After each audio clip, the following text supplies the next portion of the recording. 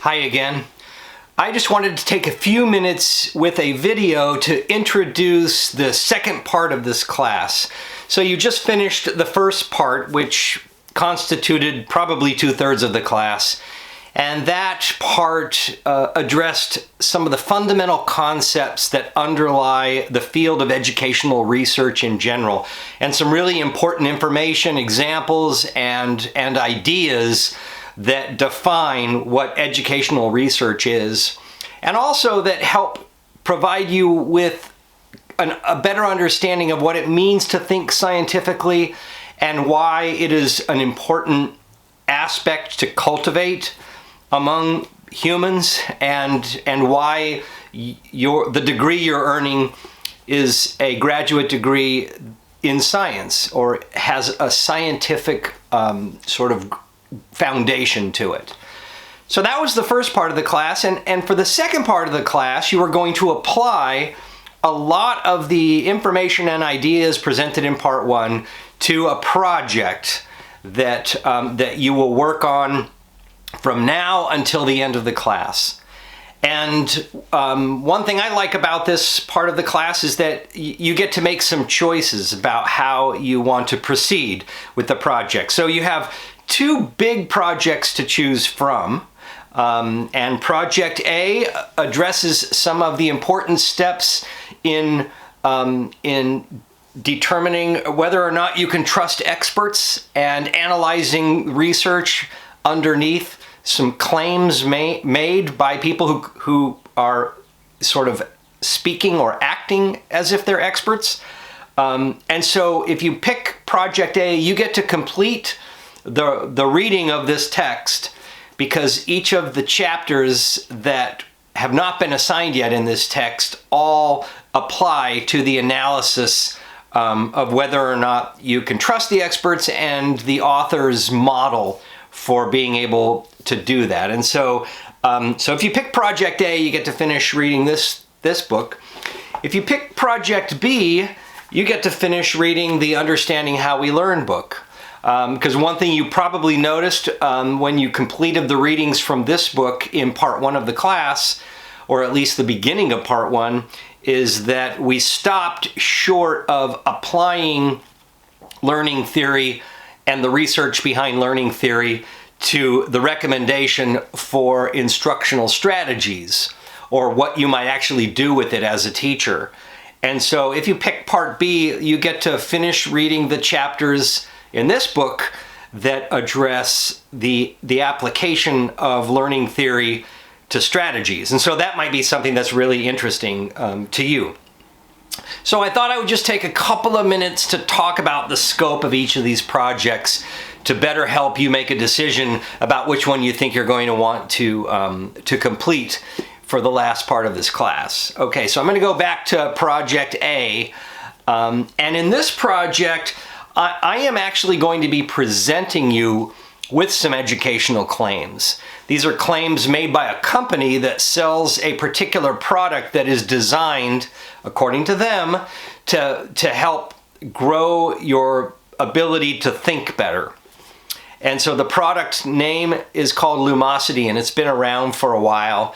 And there are a lot of competing products like it, but Lumosity has established a real foothold with online online sort of brain training. So in order to complete this, you will go through each of the 4 chapters of the Willingham book that address all the steps, according to Willingham, all the steps of analyzing somebody's claim and trying to decide whether or not you think it might be a good idea to pursue what those claims are offering and what they say.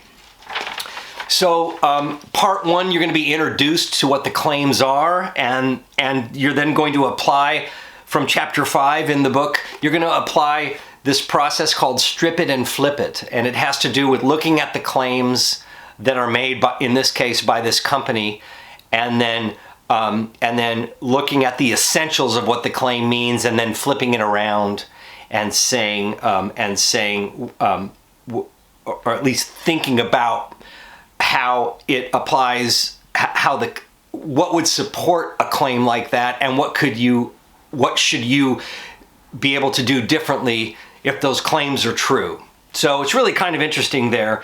Then for step 2, which is chapter 6, you're going to do something called Trace It, and that's where you get to do some library research and identify on your own existing studies or existing literature that addresses the flipped claim that you complete for part 1 of this process.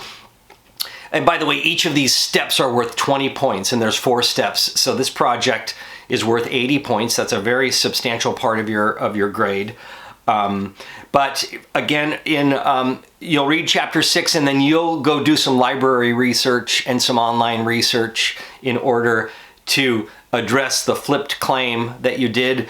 And then from there, you're going to analyze, not just analyze what you identified, but also I'm going to provide you with some specific studies, research studies, and you're going to be analyzing those according to this simple model that the author presents, and you're going to communicate your analysis in your overall report. And then finally, the last part, which is chapter 8 of the text, you're going to make a decision about whether or not you think those claims might be valid and whether or not you might choose to spend the money on the resources that support this claim of being able to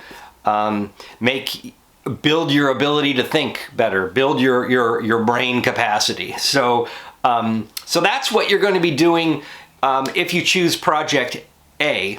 Again, you'll read 4 chapters. I have specific questions that you need to answer for each chapter, and that will become all part of a report that you generate for Part A. So collectively, it's going to be an 80-point project, and you don't have to submit each part separately. You can gather it all into a single report document for me. So that's Project A. Project B is actually very different from that, and it's a little more open-ended. So for this particular project, your goal for this project is to create a proposal, a research proposal designed to help answer a question that you have about one of the applied strategies that the authors of Understanding How We Learn have communicated in their chapters of the book that address the application of their learning theory to teacher practice.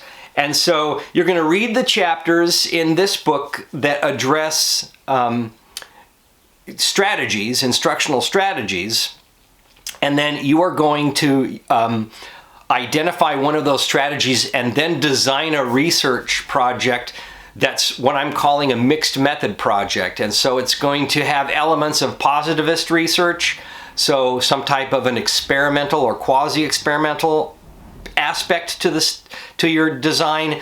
And then it's also going to have elements of an interpretivist model. And so you might do interviews, you might do surveys, or you'll be collecting data in a manner that addresses some aspect of your hypothesis that is not experimental or quasi-experimental at all. And so you're not going to be doing the study, you're only going to be mapping it out. And so for this project, again, you'll finish reading the chapters in this book that you didn't have to read in the first part of the class. And I think you'll agree with me that this book is easy to read and it's very compelling. And if you're a practicing teacher right now, it's very refreshing to read about instructional strategies that research has already supported. But there are elements of it that you might have a lot of questions about. And so you get to decide which of those strategies you're interested in thinking more about in the research design process. So for this project, again, it's an 80-point paper you're going to develop, which is a proposal. And in that proposal, you're going to introduce the proposal. You're going to be clearly communicate the problem and the hypothesis, and you're going to then present what your design is going to look like, what your subjects are actually going to do in a study designed to support your hypothesis. You're going to describe in detail how your research would actually unfold, like what will you do, what are your procedures, how will you actually conduct the research, and then what data will you be collecting. And the last thing you'll do in this report is discuss how you'll analyze the data once you've collected it. And so it follows a genuine research proposal model. It's very similar to anything that you might do if you were going to pursue further graduate work and conduct research. It's something that follows a model for grant writing. If there is an element to the grant that involves conducting some kind of research or evaluation. So it's actually a very useful model, but more important than that, it's a real sort of detailed learning experience that allows you to go a lot deeper in processing some of the research models that were presented in part 1 of the class. And so in that way, it's kind of like how when you were in school learning to become a teacher and you had to go through some really detailed lesson planning models and really get at every single tiny little element of what your lesson would be in order for you to create the most effective learning experience possible. And it's a real, that level of application is really a great, significant learning experience, regardless of whether you will actually plan a lesson like that in that level of detail in the future. If you've been teaching for a while, you know that sometimes lesson planning is some idea you scribble on a Post-it note, and you know what it is because you've been doing it for a while. But when you're starting out, you go through this learning process where you map out everything specifically. And that's what this project is like when it comes to defining and designing a research study. So for this project, I provide you with a template because there's probably more writing in this part of the project than there is in part A. But it follows a real formula. And so you have a very clear outline of what's expected for project part B.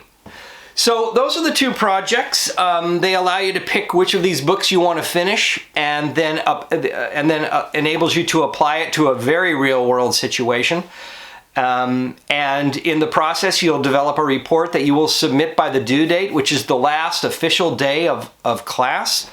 I will post online the final day in which you have an opportunity to submit me any draft that you might want me to review in advance. You don't have to do that, but if you're unsure about something and you want me to take a look at it, I'm very happy to do that within a certain time frame. I won't be able to do that in the last week of class because I won't have time. I'll probably be starting to actually grade your final reports by that time. So, and you are welcome to finish this at your own pace and to finish it early and submit it early if you like. So from this point on in the class, it's very self-directed. I'm giving you lots of information about the projects and some examples, and then you just get to go for it from now until the end of the semester. And like every other part of the class, all the information for these projects are always going to be accessible under the projects menu option at the top of the course website. So I hope you enjoy this part of the class, and as always, please contact me if you have any specific questions that you need about anything related to the projects, and good luck with it.